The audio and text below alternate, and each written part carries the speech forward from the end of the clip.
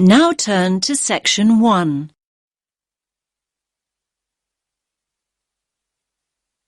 You will hear a man talking to a receptionist at a hotel.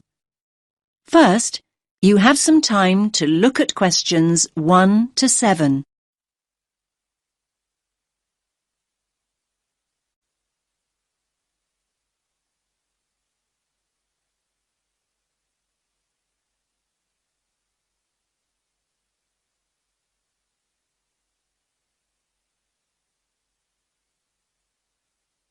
Listen carefully to the first part of the conversation and answer questions 1 to 7. Good evening, sir. Do you have a reservation? Yes. Let me just check I've got everything. Sorry. Yes, a reservation. It's in the name of Hartley, Martin Hartley. Let me see. Oh, yes.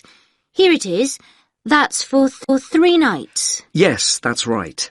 Do you need my passport? I just need to take the number as a form of ID. No problem. Now, can I just ask you to fill in this registration form, please? Actually, no. You see, I've broken my wrist. Yes, I noticed that. I'm afraid form filling is something I can't manage right now. Not without a lot of pain, anyway. Oh, dear. I'm sorry, sir. But don't worry. I can complete the form for you. That's very kind of you. What do you need to know? Well, let's start with your name, of course. So that's Martin, Hartley. That's Hartley. Thanks. And your address? 45 Carlisle Way. Could you spell Carlisle for me? Sorry. It's Carlisle.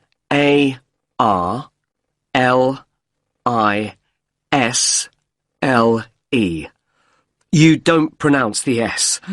Carlisle Way. And that's in Lewes. Lewes.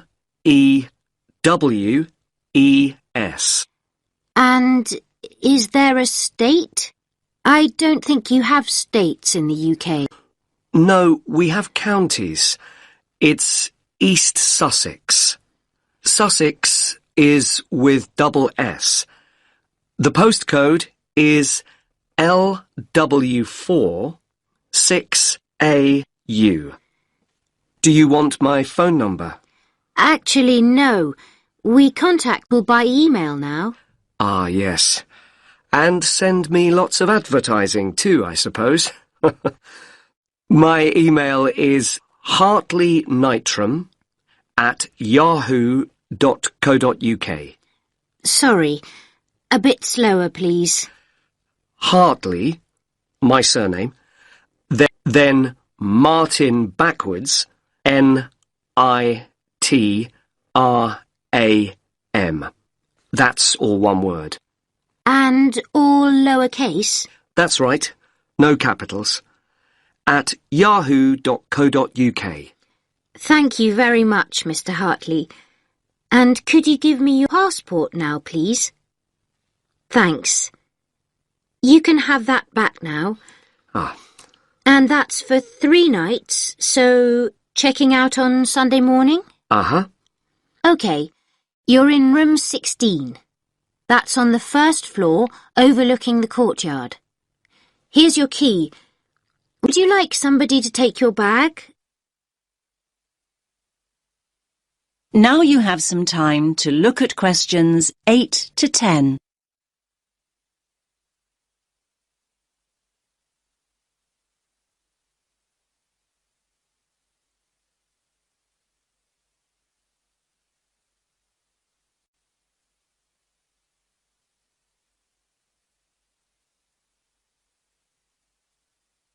Now listen to the next part of the conversation and answer questions 8 to 10.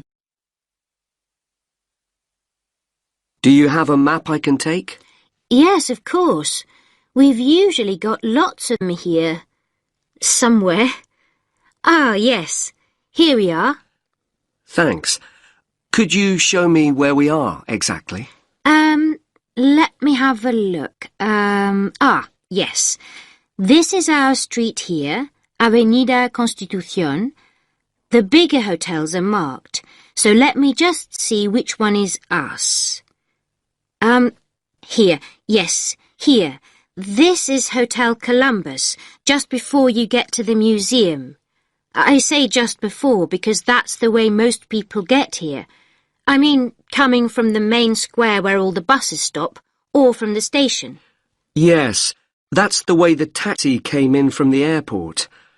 I thought we drove past the museum, though, just after we went through that big square you mentioned. Ah, you probably mean here. That's actually an art gallery. It's worth having a look round, but the museum's more interesting. I think so, anyway. Thanks for the tip. I hope I get time. Right, well, tomorrow I've got to be at the conference centre. They told me they'd put me in a hotel that wasn't too far away. Oh, yes. The conference centre's not too far at all. Let me see. Yes, down here. You can walk there in 7 or 8 minutes. Just cross over the road, go straight down this street here. That will take you towards the newer part of the city.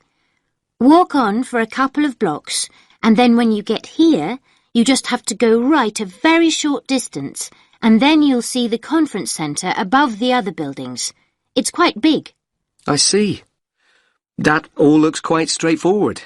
Thanks very much. My pleasure. Have a nice evening, sir.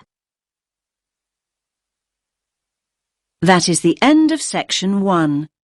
You now have half a minute to check your answers.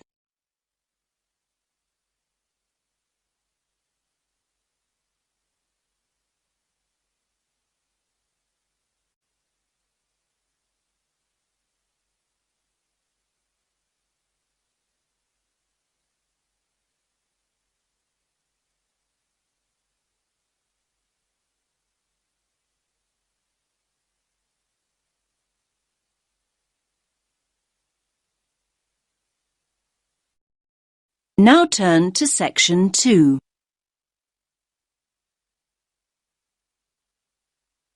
You will hear a man talking about areas for growing vegetables in towns called allotments. First, you have some time to look at questions 11 to 14.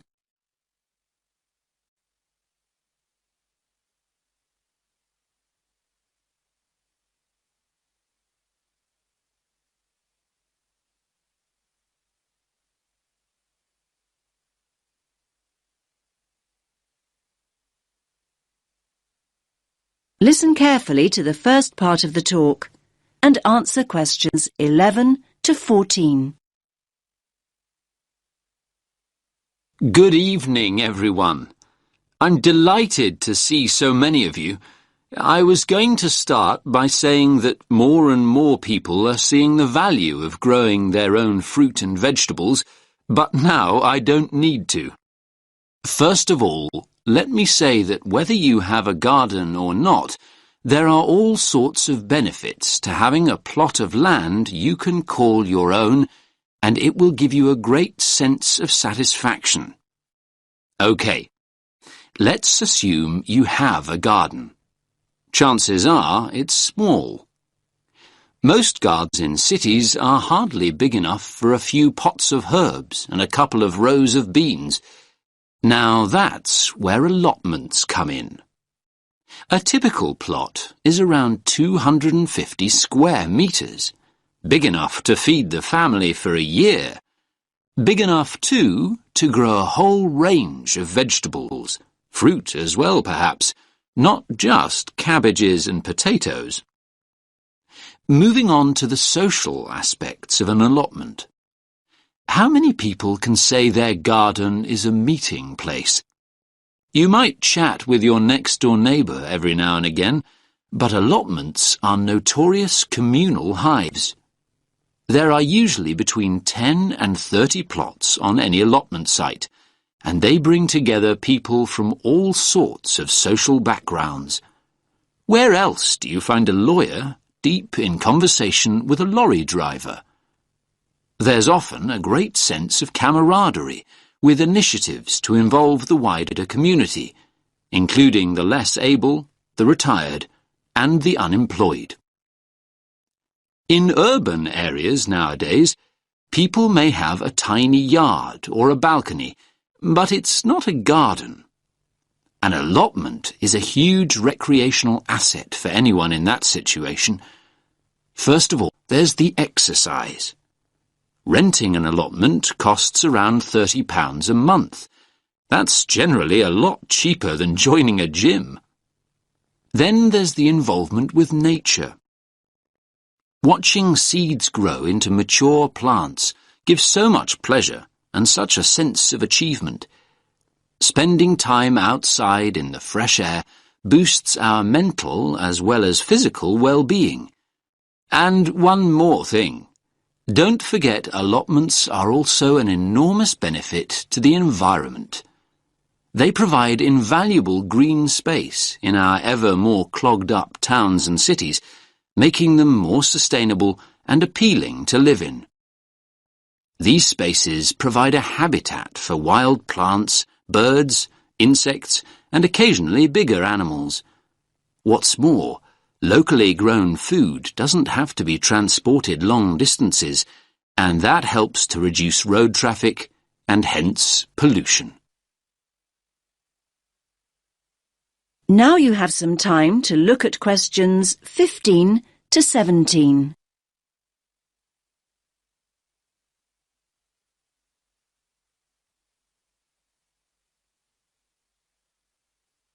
Now listen to the next part of the talk and answer questions 15 to 17. Now, food. A subject we all like talking about, because the main appeal of an allotment is obviously taking home all the freshly picked vegetables and fruit. So why is Grow Your Own so good? Well, to start with, there's the superior flavour. Food you've grown yourself tastes infinitely better than anything bought in the supermarket because it will be super fresh. Another point in its favour is the range. These days, gardeners are growing an amazing variety of vegetables on their allotments. Finally, there's the bonus of knowing that the produce you've grown is organic. You know that what you're eating wasn't grown on an industrial-scale farm or sprayed with large amounts of pesticides. Now you have some time to look at questions 18 to 20.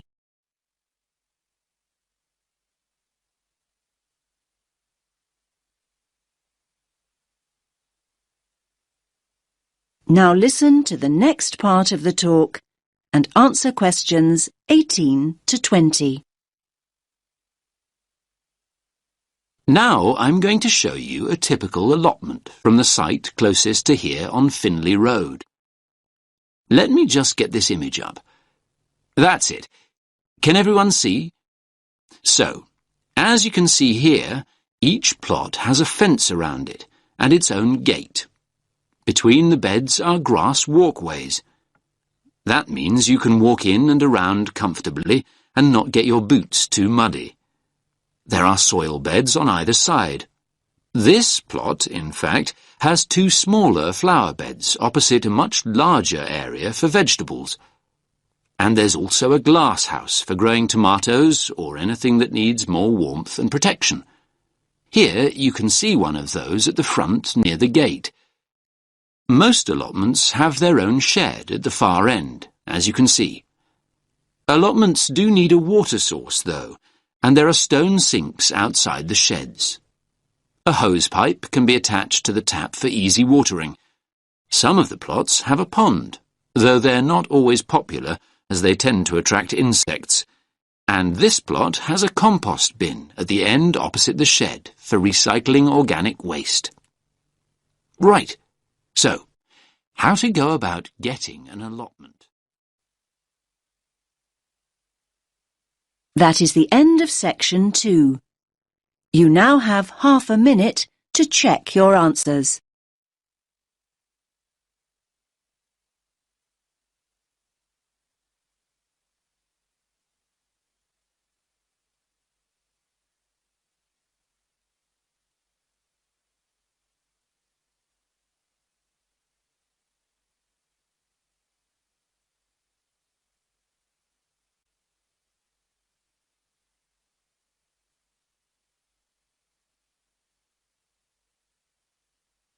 Now turn to section 3.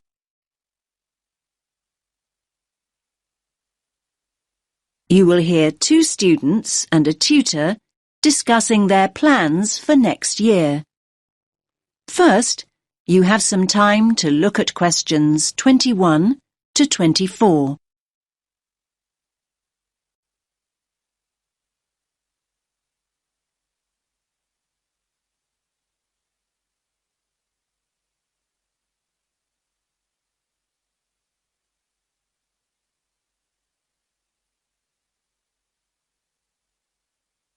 Listen carefully to the first part of the conversation and answer questions 21 to 24. Hi, Mark. How's it going? Oh, hi, Lily. I'm okay. Have you decided what course you're going to apply for then? Yes, illustration. I've already applied to one college, actually. I didn't even know there were places that did just illustration. There aren't many. Most combine it with other areas like painting and graphic art. Unfortunately, there are no courses in London, so I've opted for Birmingham. Birmingham? I'm not sure I'd want to study there.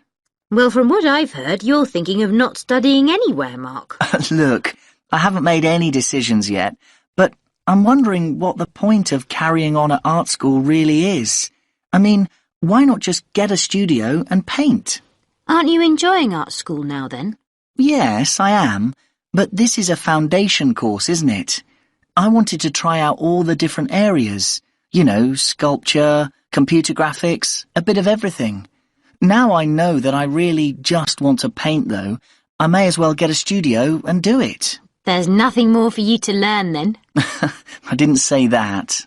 This isn't all about a fear of being rejected, is it? I mean, I know you hate applications and interviews and so on. You're not looking for a way out of all that, are you? No, of course not. I'm no more scared of rejection than anyone else. I mean, people not buying your work, that's real rejection, isn't it? Now you have some time to look at questions 25 to 30.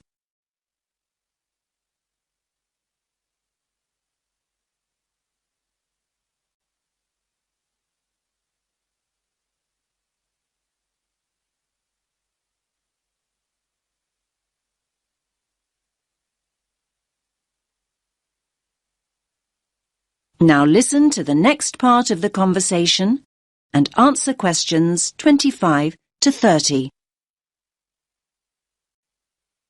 Hi, do you mind if I join you? We were talking about next year and applying for courses. I couldn't help overhearing. What's this all about then, Mark? Is it true that you're thinking of not continuing at college?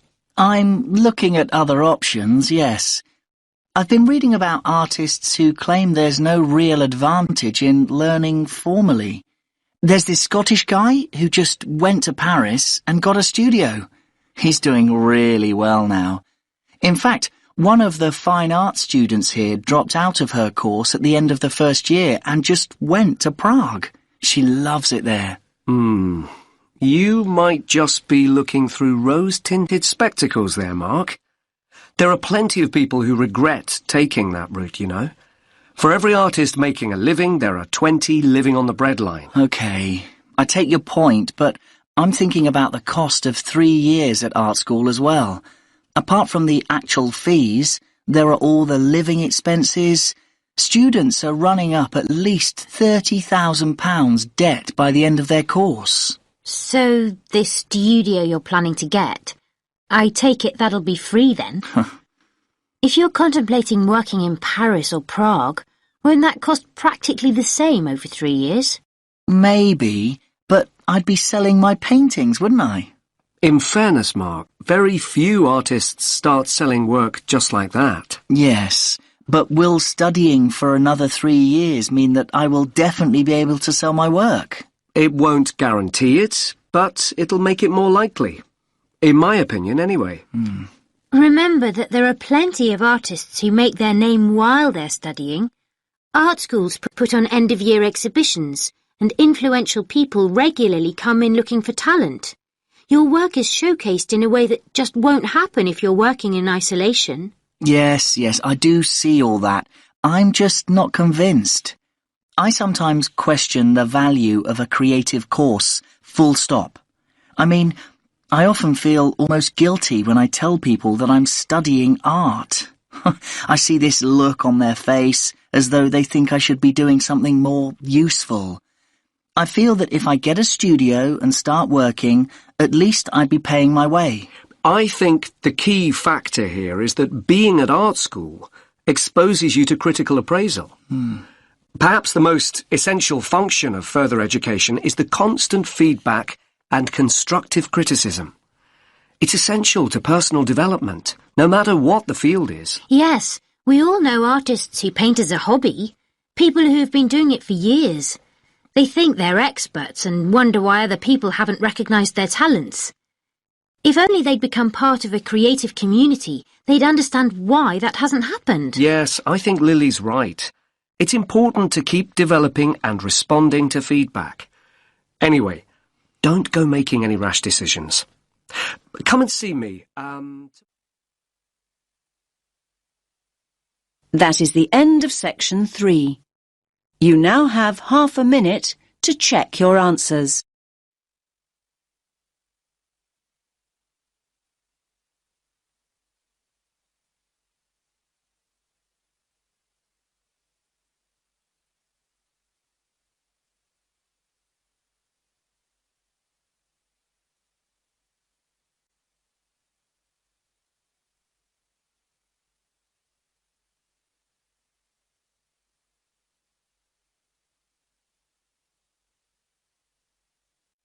Now turn to section 4.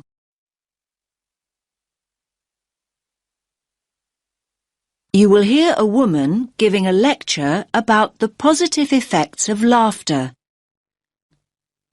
First, you have some time to look at questions 31 to 40.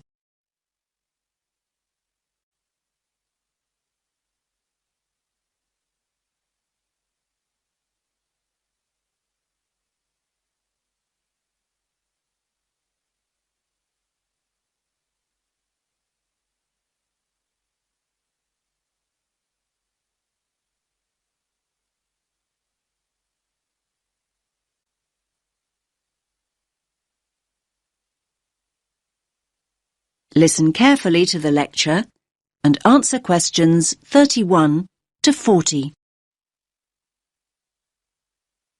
Good morning, everyone. I do hope you didn't get too wet getting here this morning. The subject for my talk, I think we could all do with some to take our minds off this atrocious weather, is laughter. The laughter I want to look at is specifically related to psychological therapy and the treatment of physiological disorders, something we've been looking at over the last week or so. Now, when we start talking about psychological therapy, laughter isn't something that immediately springs to mind. Therapy is a serious business, and it's generally approached with an appropriate degree of seriousness. After all, people seek treatment and enter therapy for serious reasons. They're often at critical junctures in their lives, and they need professional help. The question is, how is it that laughter can be such a vital part of the therapy process? It's normally identified with humour, and thus generally deemed appropriate only in lighter, more frivolous circumstances, when it's acceptable to find a situation funny. Perhaps this is why so many people in the medical world feel that laughter's frequently misunderstood and undervalued as a cathartic, healing process. Now, humour certainly is one trigger for laughter, but it isn't the only trigger. If we take as a starting point the fact that laughter is a physical process that releases emotional pain, it follows that stress, anxiety and tension may prompt the same response. Psychologists frequently point out that humans don't laugh because they're happy. They're happy because they laugh. Once we accept that laughter and pain are related, we are less likely to be shocked when people laugh in all sorts of painful, even tragic situations.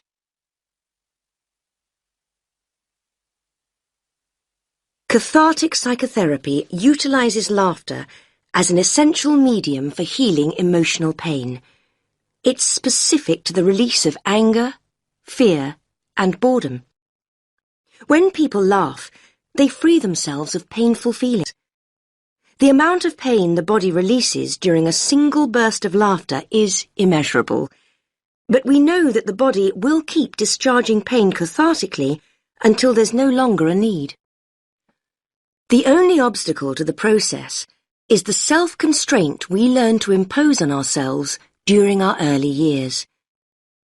We're taught the virtues of self-control from infancy, and any loss of that control during an emotional outpouring is discomforting.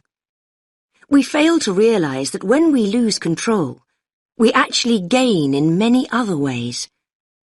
Our cultural preference for processing feelings cognitively, instead of feeling them physically, maintains and prolongs emotional distress.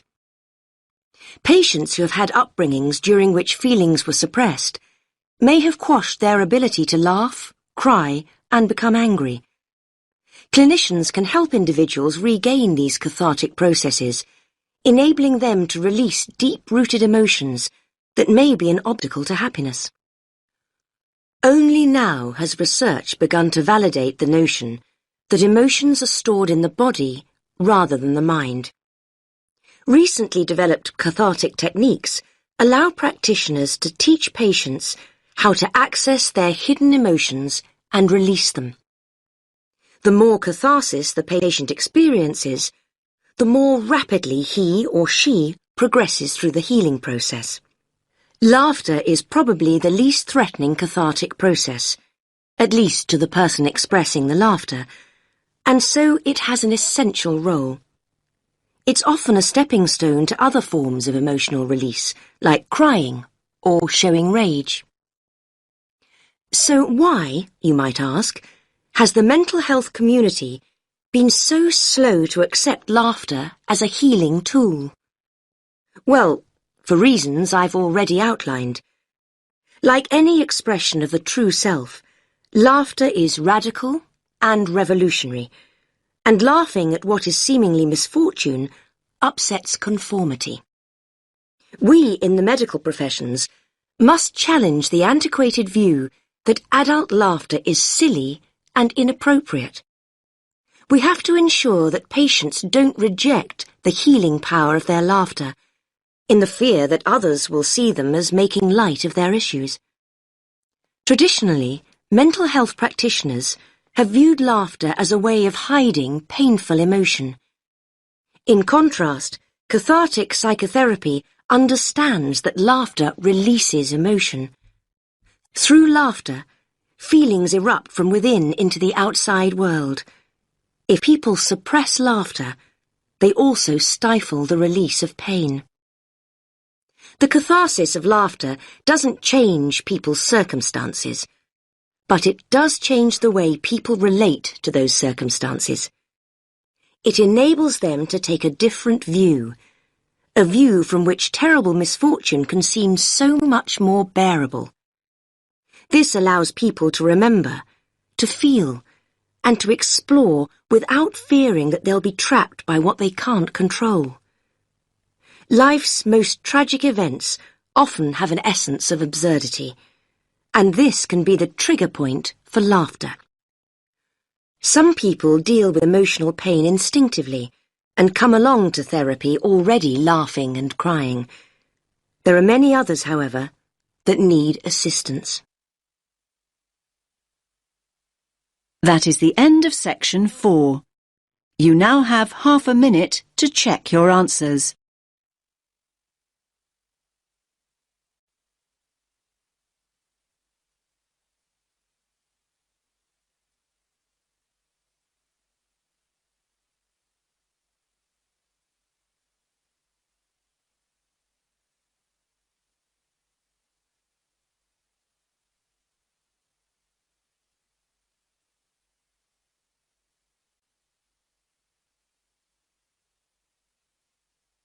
You now have 10 minutes to transfer your answers to the answer sheet.